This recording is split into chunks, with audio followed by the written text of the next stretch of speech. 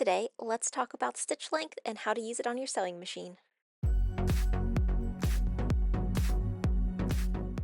Welcome, I do sewing and DIY related content, and today we are talking about our sewing machine and specifically stitch length. So stitch length is a manual setting on your sewing machine depending on what type of machine you have.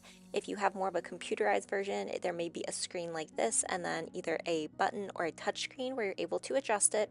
Or if it's more of a mechanical sewing machine, there'd probably be a knob or some sort of buttons that would allow you to change that. So as you can see, I can make this stitch length be very small. I can go down to a 0.2, or I could bring it all the way up to a 5. And this measurement is in millimeters, so it's telling you how many millimeters that stitch is going to be. So normally when we think about stitch length, especially if you are doing quilting or working with woven materials such as quilting cottons, it stays around a 2.5, especially if you're making garments as well. 2.5 is kind of like the standard stitch length, and today we are only going to be talking about a straight stitch. So some of these other stitches, especially if your machine has a lot and it's more of computerized, they may automatically adjust the stitch length for you, but that would definitely be something to check your manual if you have a lot of different others or if you wanted to explore how stitch length affected those. So now if we start off, I'm going to just go ahead and get some fabric, and I am just going to take a regular stitch, so a straight stitch, having it be at that 2.5 stitch length.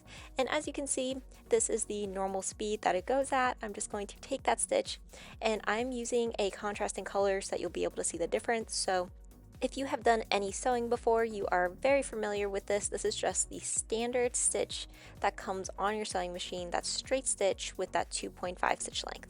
So now I'm going to up this and have it go to a 5.0, and now what we're going to see is that it does jump, and you can see that this goes a lot faster, and that's because our stitch length has doubled. So a lot of the times this is really used for gathering stitches, or if you're doing some sort of basting or you want to do some testing out. And the reason for this is you can see that these stitches are double the size of the original stitch, so they are a lot easier to take out with a seam ripper. This can be a really great way just to kind of test out, is the fit going to work, and then if we're doing that gathering as well. So now I'm going to reduce this and go all the way down to about like a 1.4, so a very, very tiny stitch. And what we're going to see is it takes now a lot longer. So those stitches are much tinier.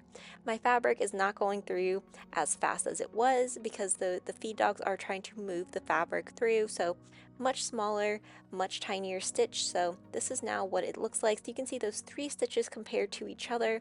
You have that very tiny stitch, your normal stitch length, and then we do have that extra large stitch so that we would use for gathering. Now if we bring this over, you may be wondering, this is great, but what are some of the use cases for these 3 stitches? We talked a little bit about that extra large, so that 5 stitch length, and that's really used for testing out different seams or doing your gathering. So when you're gathering, you're going to do 2 rows of that stitch length, and then you can pull one of the bobbin threads, and it just kind of gathers your fabric up really nicely, and then you'd be able to take a regular seam over that. But really one of the big draws of having this bigger stitch length is the ease that it is to take out that seam because of the size. Then for our regular size stitch length, this one is what we use on our daily sewing basis, so this is probably what you're most familiar with.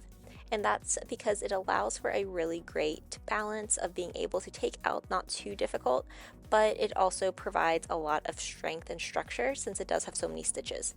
And then of course we have this really, really tiny stitch length, and this is great for very thin materials because it doesn't allow the fabric to pucker as much. So really great way if you're using very thin or silky fabrics. So now one other use case I do want to talk about is for top stitching. So for example, if you're using leather or denim, you're probably going to want to up your stitch length, especially if you're using very thick fabrics.